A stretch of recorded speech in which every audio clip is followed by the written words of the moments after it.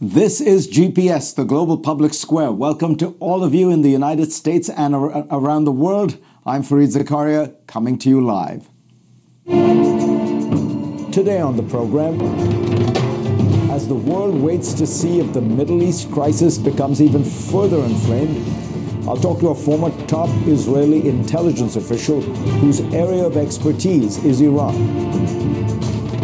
and a longtime foreign correspondent who joins us live from the bombarded city of Beirut. Then we'll focus in on the country at the heart of this conflict, Israel. We'll bring you two very different views on it from two important thinkers, Bernard-Henri Lévy and Ta-Nehisi Coates.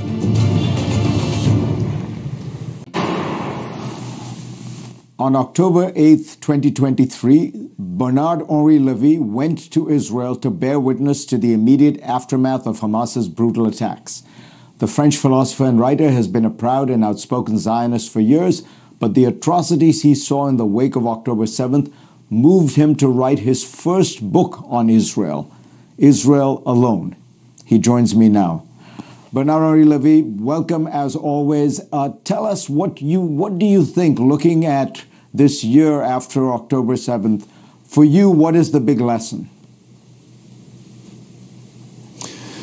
The main lesson after 1 year, alas, Fareed, is that Israel is alone. Alone to mourn and to grieve, alone to fight, and alone to win. When you Americans did retaliate against September 11, there was a great coalition around you.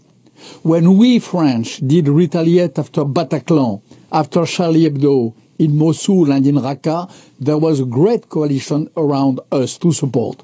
Around Israel, there is no coalition. There are allies like France or America who blackmail, who warn, who ask for compromise, for whatever. There is not a real coalition. There is solitude of Israel. This is, after 1 year, alas, the bitter lesson which I retain from the whole sequence.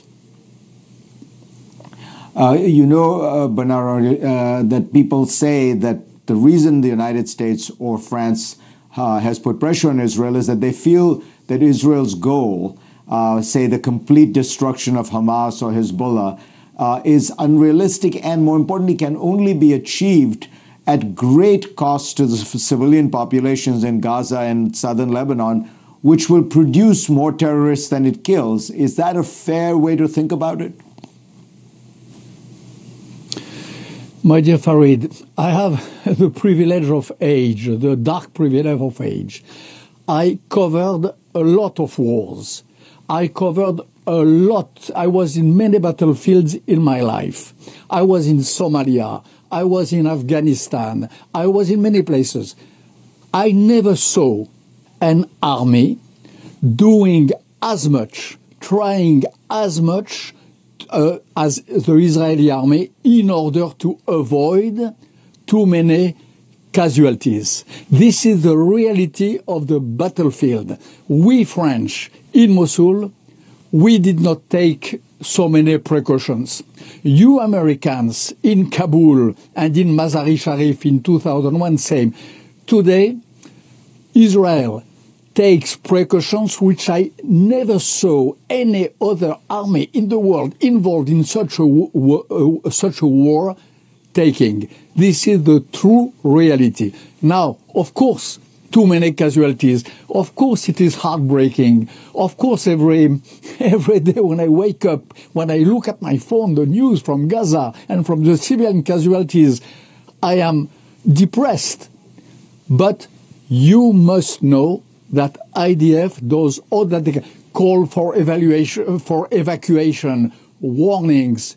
Did you see any army warning before striking?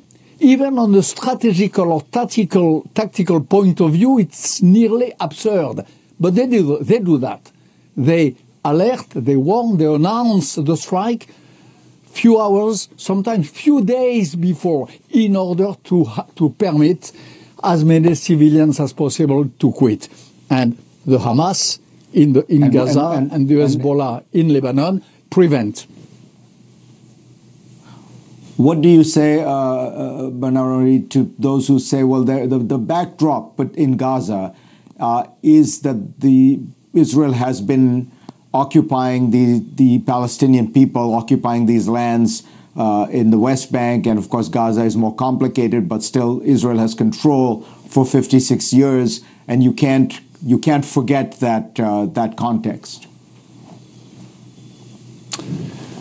This story of context is one of the biggest bullshit I heard since long.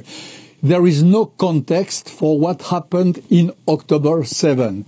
This extent of savagery, of cruelty, women raped and killed at the same time, entire families taken like cattle, like prey, like in antique Roma. There is no context explaining that. No context. Number one.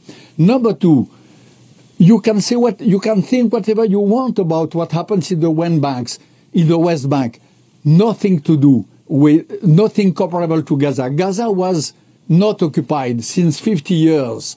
There was not even a synagogue in Gaza.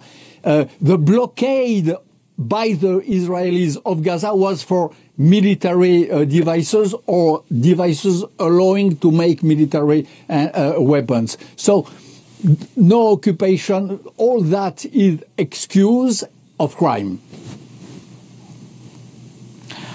Bernard-Henri Lévy, always a pleasure to hear from you. The book is Israel Alone, and I should point out that Bernard-Henri Lévy will be on a campus tour in the United States to talk to young students because of what he worries about, which is a rising tide of anti-Semitism in the United States. So please get the book and watch for his campus tour. Next up, we have a different take on Israel from an important American thinker, Ta-Nehisi Coates.